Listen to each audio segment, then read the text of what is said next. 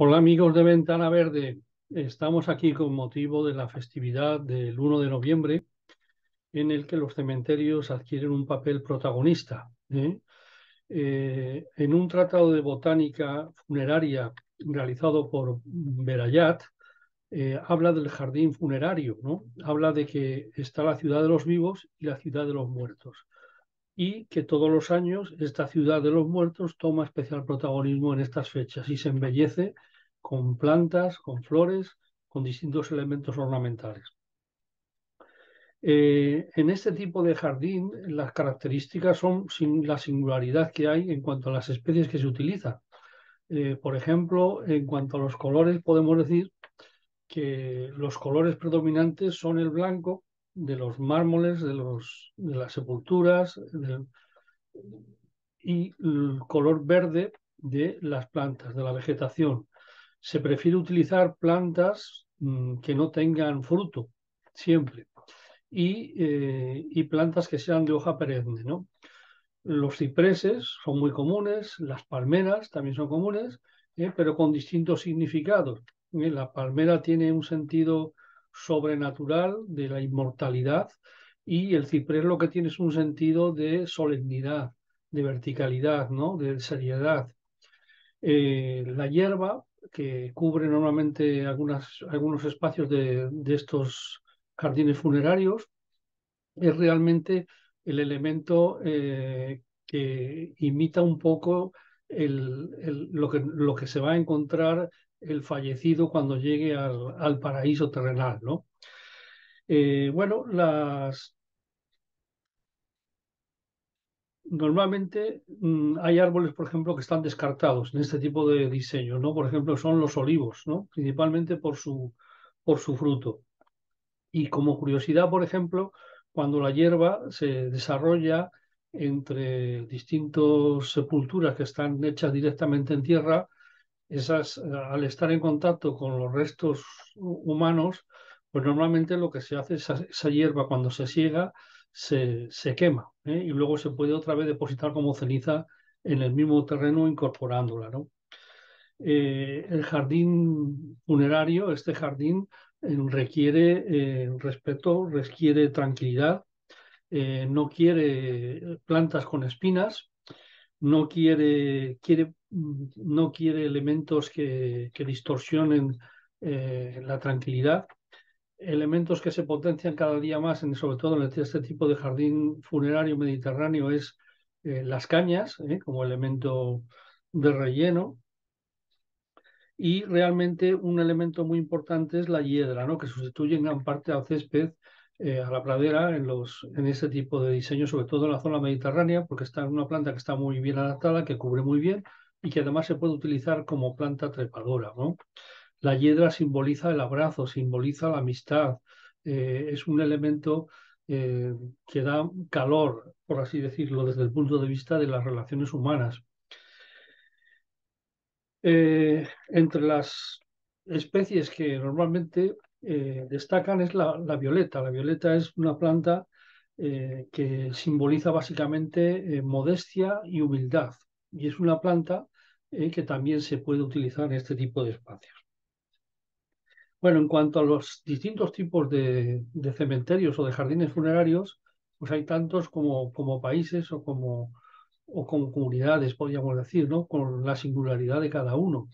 El jardín funerario mediterráneo, el cementerio mediterráneo, normalmente es un cementerio en los pueblos, no es un gran cementerio, normalmente son nichos, que son sepulturas unas encima de otras, están apiladas con espacios donde está una zona jardinada y donde se utilizan también, sobre todo, cerámica, vasijas con flores para decoración.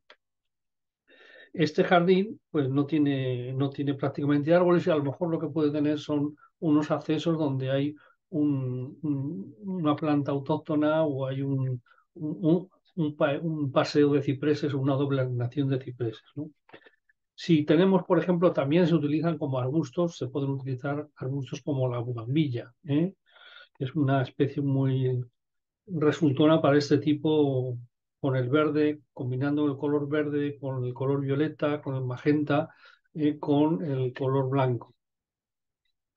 hay tantos, por nombrar algún tipo de cementerio, pues yo hablaríamos, por ejemplo, del cementerio americano. Todos hemos visto en las películas el famoso cementerio de Harlingen, que es un cementerio en el que hay cientos de hectáreas cubiertas de verde, donde solamente se ven cruces de color blanco que marcan cada una la sepultura donde está enterrado una persona, ¿no? Entre una alineación y otra son calles, y estos cementerios se caracterizan también que al ser tan grandes se puede acceder con vehículos en una especie de carretera perimetral que hay alrededor para poder llegar prácticamente hasta hasta donde está la cruz del individuo que está ahí enterrado, ¿no? Otro jardín, por ejemplo, el jardín que hay en los Alpes suizos, ¿no? Es un jardín que es una mezcla de un jardín mediterráneo con tumbas, a los que se le añade bastante plantas, le añade incluso algún parterre, incluso encima de la sepultura, y es un jardín muy parecido, por ejemplo, con Lugano. Es un país, una zona que es la zona de Suiza donde se habla italiano, que está recoge mucho las costumbres del norte de Italia, y entonces un jardín muy característico mediterráneo en pleno Alpes suizos, ¿no? Es un jardín que normalmente se caracteriza por unos accesos, unas calles, una calle de entrada, un bulevar de entrada donde hay dobles alineaciones de cipreses plantados a una gran densidad y que dan un valor visual muy importante a este espacio, ¿no? Te invitan a entrar por ese espacio.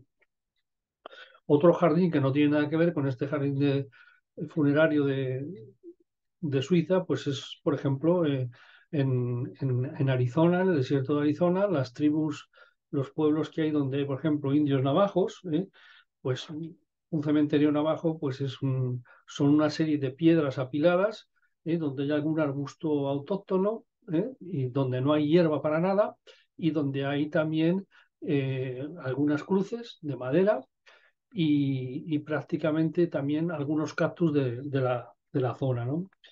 Un cementerio totalmente distinto, pues sería, por ejemplo, un cementerio de Pekín, donde son cientos de miles de lápidas de mármol, todas iguales, que lo que cambia es la foto de la persona y apenas hay espacio para que haya jardinería, simplemente pequeños detalles florales para poder colocar alguna planta, alguna flor en la lápida, ¿no?